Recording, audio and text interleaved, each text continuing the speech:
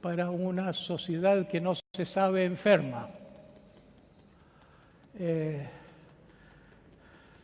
Una educación sanadora se puede decir de muchas maneras, una educación transformadora, una educación para el desarrollo humano. Yo digo que necesitamos una educación para ciertas competencias que yo llamo competencias existenciales, más allá de las laborales, más allá de las académicas, más allá de tantas otras, comunicación. Y esto de que una sociedad que no se sabe enferma, me apoyo en un concepto que Freud formuló en el último de sus libros, El malestar de la civilización, donde dice que la neurosis universal es el precio que pagamos por una sociedad policial. Pero decía Freud que necesitamos una sociedad policial porque somos mitad buenos y mitad malos. Y hay que asegurarse de que se fomente lo bueno y no se permita lo malo. Se ha desde entonces pensado mucho acerca de la validez de este pesimismo de Freud. Posteriormente, Wilhelm Reich, el discípulo más interesado en asuntos sociales, y luego la psicología humanista que vino después, tomaron una posición distinta. No que somos intrínsecamente malos, como pensaba Freud y como pensó toda la tradición judeo-cristiana, con la idea de la caída del paraíso y el pecado original, sino que últimamente se piensa que tal vez seamos intrínsecamente buenos, como los árboles, que tal vez seamos, me recuerdo una pegatina de alguien que decía, Lord, make me as my dog thinks I am. Señor, haz que sea yo como mi perro cree que yo soy. Es decir, los perros tienen buen corazón. Los perros, los caballos, los gatos son seres amorosos. Somos los humanos que perdimos esa capacidad amorosa porque nos volvimos canallas, es decir, civilizados. La civilización es una barbarie que supo autoidealizarse, pero somos los descendientes de los bárbaros que al origen de las civilizaciones, por causa de la sequía y del hambre colectiva, tuvimos que aprender a no ser simplemente cazadores, sino que volvernos rapaces. Hemos tenido toda una civilización violenta, rapaz, que no se reconoce como tal, y yo creo que la educación que necesitamos no es para que la gente sea más feliz solamente, sino que para una educación, el cambio de la educación sería la forma de salir de esta jaula, de este modo de funcionar el mundo que hemos vivido desde el comienzo de las civilizaciones. Yo creo que la crisis por la que atravesamos es la crisis de la civilización, la crisis de hábitos de vida que ya no son legítimos. Problema central, yo lo llamo esto, no solo la neurosis universal, sino la mente patriarcal. Cuando la civilización está basada en la toma del poder por el hombre, no la mujer, por los hombres, para establecer un gobierno jerárquico basado en la obediencia y para la obediencia la acusación y el castigo. Sería muy largo entrar en este tema, pero que una educación sea sanadora, debía ser una educación que se proponga trascender esta forma de mentalidad que yo llamo la mente patriarcal, pero se puede llamar la neurosis universal, que es una forma de ser en que se ha eclipsado nuestra parte solidaria, nuestra parte naturalmente amorosa, por la fuerza de la competitividad rapaz, y más gravemente que eso aún, se ha vuelto el ser humano contra su naturaleza, contra sus impulsos espontáneos, contra su animal interior, digamos, que es también el niño interior. Se dice que queremos muchos a los niños, pero los aplastamos. Los aplastamos sin saberlo, porque nuestra cultura es así. Nuestra cultura es algo que se basa en la institución del pater familias, que originalmente era la ley romana proclamaba como el hombre es el dueño de la mujer, el dueño de los niños, puede mandarlos a la guerra, hacer lo que quiere con ellos, puede casar a la hija con quien tiene dinero, con quien convenga. El padre, que en la literatura, a través de la historia, se ve que ha sido una autoridad violenta. La sociedad misma perpetúa una autoridad violenta que incide sobre todos los niños. Todos los niños llevan la marca de una castración, de una domesticación. Somos una especie autodomesticante, por el bien, claro, para que seamos buenos. Yo creo que tenemos que cambiar de perspectiva, deshacer ese concepto de que los impulsos naturales no son buenos, un concepto que está muy fuertemente radicado en la cultura.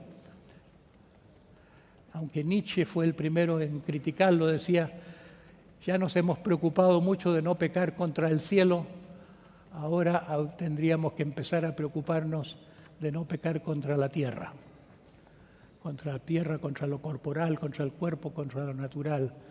Entonces yo pienso que necesitamos una educación que no solo se interese en el amor, sino que en algo que es el prerequisito al amor al prójimo. Me parece a mí que ha fallado históricamente el cristianismo, aunque haya creado santos, haya estimulado a personas hacia la santidad, pero socialmente como proyecto de civilización cristiana no logró el cristianismo tener una sociedad menos violenta que la sociedad occidental. ¿Por qué? Porque ha predicado el amor al prójimo, pero ha prohibido implícitamente el amor de las personas por sí mismas.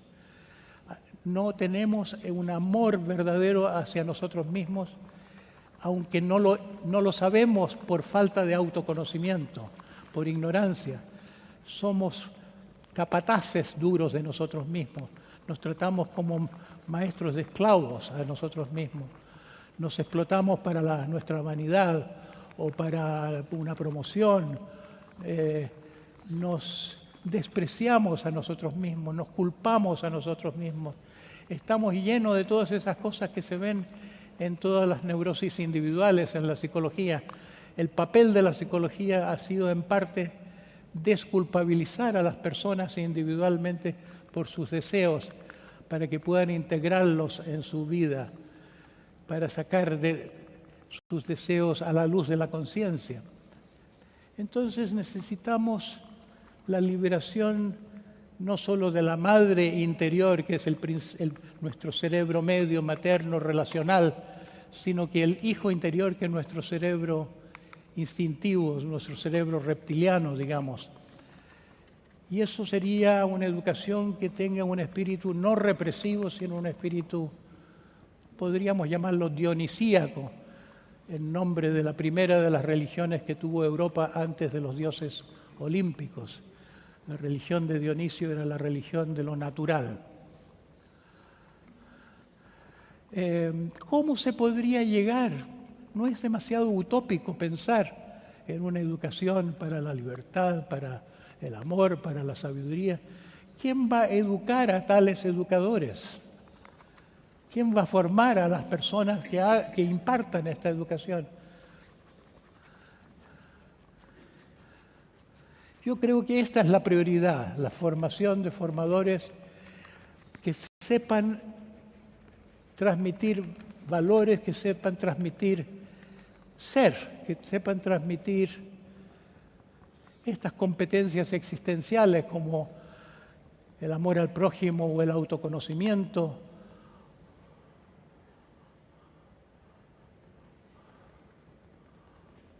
o el sentido de los valores, o la libertad, o el desapego. que no existe entre los ítems del mundo de la psicología. El desapego es solo cosa de chamanes y de religiosos y de místicos. La renuncia al mundo debía ser parte de la educación también. Es lo que nos enseña la vida a través de las pérdidas. Bueno, pero no me alargo. Se puede objetar, pero ¿cómo educar educadores para una tarea tan diferente de la tarea que ha tenido la educación hasta ahora? Aquí tengo que sonar un poco como... En el mundo se sospecha de los que dicen que traen una buena nueva porque se piensa que quieren vender algo o engrandecerse.